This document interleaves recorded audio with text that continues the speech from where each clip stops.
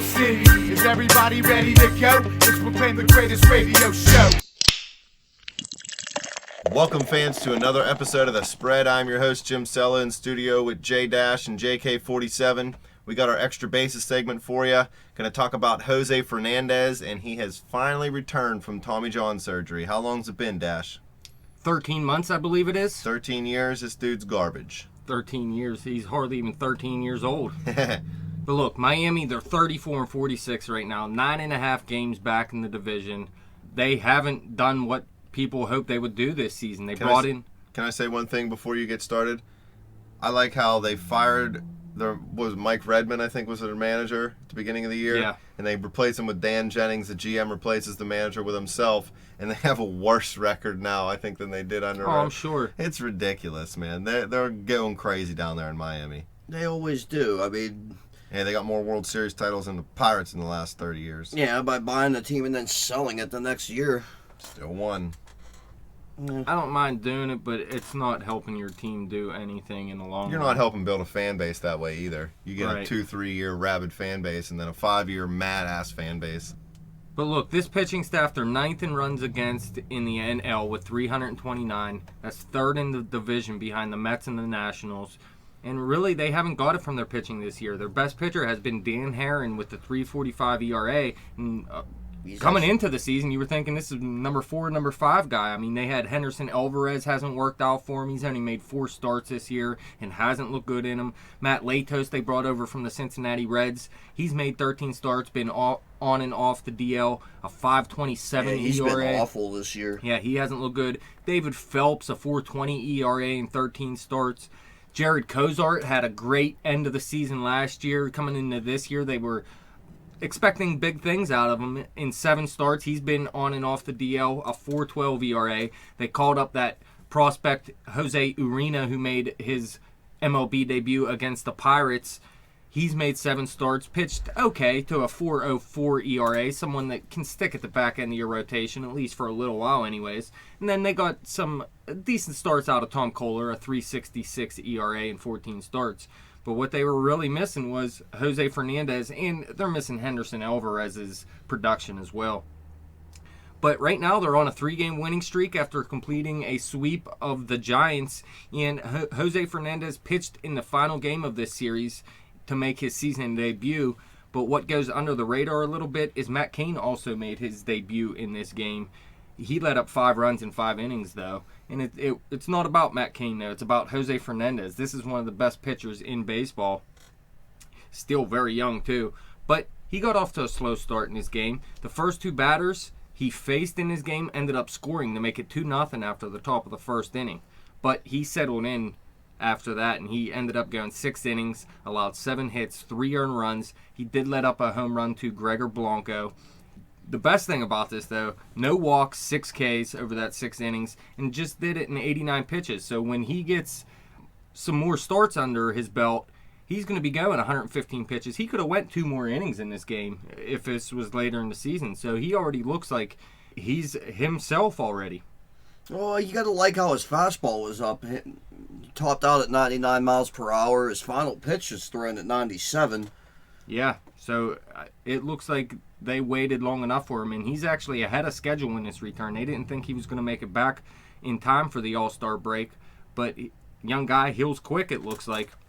He also hit a home run in this game in the 5th inning to cut the deficit to 3-2 at the time, and Miami would go on to score 3 more in the inning on a Justin Bour homer, a 3-run homer, a guy who hit a walk-off home run the night before. He's doing it big right now. He's been showing off a little bit of power. Yeah, but that gave him a 5-3 lead, and they would end up winning the game 5-4. So it's nice to see Jose Fernandez back, pitching like himself. He actually improved to 13-0 at home in his career. That ties a modern record for home starts without a loss to begin a career. Expos David Palmer did it in 1979 to 1984. Expos, nice name drop. Delano DeShields. Vlad Guerrero. Marquise Grissom. How about Bill Spaceman Lee, huh? Wasn't he a Montreal Expo? I'm not even sure, man. Who's Bill Lee? He's a left-handed pitcher. I don't remember him. He was in there. He was a... Randy Johnson was. I know that. Well, he was drafted by Montreal, wasn't he? I believe, yeah. You're bringing up Bill Lee. Bruce Lee's cousin. But look, Jose Fernandez, he turns 23 at the end of this month. Like I was saying, he's still very young. His career numbers, he's 16-8 with a 2.25 ERA, an 0.97 WHIP through 224.1 innings. Look at this, 147 hits allowed. This dude is unhittable. 56 earned runs, 14 jacks, 71 walks, 257 Ks. This is one of the elite pitchers in baseball, and he's already shown it. But look, this guy is a rarity in baseball. He was the first-round pick in the 2011 draft, the same year the Pittsburgh Pirates drafted Garrett Cole. Now, he threw one start in rookie ball in 2011 and one start in A-short in 2011. And then he got called up to A-full in 2012, made 14 starts, and then called up to A-advanced and made 11 starts in 2012. After that, they called him straight up to the bigs to start the 2013 season. He never pitched one pitch in Double-A or one pitch in Triple-A, although he did make a rehab start in Double-A recently. That was the first time he's ever seen Double-A. I mean, he dominated those lower levels, but it was a huge surprise that the Miami Marlins called this guy up to pitch in their rotation at the beginning of the 2013 season. But he didn't disappoint in 2013, a 12-6 record, a 2.19 ERA, 172.2 innings pitched, just 42 runs allowed, 58 walks compared to 187 Ks in those 172.2 innings. Batters hit just 182 off of him that season. And really in his career, they're only hitting 183 off of him. So this guy is pretty much impossible to hit. And while he did let up 3 runs in his past start, I mean, you got to give him a little bit of a break coming off from 13 months. This guy looks like he's not missing anything from pre-Tommy John surgery, though. They should just change the name to Beast Mode Surgery because everybody comes back and blows people out of the water. I was actually reading an article where actually, like, young high school kids, like, their parents go to the doctors asking about TJ surgery. That's ridiculous. Just seems unnatural. Yeah. I mean, I understand you want to give yourself the best shot to make the bigs, but by undergoing surgery to do it, that's kind of, it's almost like cheating. Isn't it, though? I mean, I was just thinking about that because you can't take steroids to make you hit the ball harder, but yet you can I'm sorry. But yet you can do surgery on your arm to make yourself, give yourself like a bionic arm in a way. I mean, no, bionic arm is not against the rules. It's not in the rule book that says you can't have a bionic arm. 47. It's like fantasy sports not being betting because in essence that's all it is. Rookie of the Year was allowed to pitch. He had a bionic arm. No, he just had an arm that healed too tightly. Well, I mean, it's kind of the same thing. He had a broken arm and he put it in a cast. He had a medical procedure done, and then it made his arm beast mode. I broke my arm. It didn't do that to me. Funky butt loving. Did he say funky butt loving? Marlins also have that Tyler Kolek in the minors, but it doesn't look like he's going to be in this rotation anytime soon. No, it doesn't even look like half the pitcher that Fernandez. He has the heat that Fernandez does. They also had that Andrew Haney last season, but they actually dealt him to the Angels, and he looks like he's going to be a good pitcher for him. The Marlins, they got to find something else other than Jose Fernandez if they really want to be considered a contender long term. I mean, Henderson Alvarez was supposed to be that guy, and it doesn't look like now he's going to... He's hurt right now, though, isn't he? I mean, you still got to give him some more time to be that guy, but Latos isn't going to be that guy for you. Jared Kozart doesn't look like he's going to be that guy. Urena isn't going to be that guy. I mean, he's pitching okay for him right now, but he's never going to turn into a number 2 type starter or anything. I do like Tom Kohler, though. I like him as a good, solid back of the rotation type guy. Number 3 at best.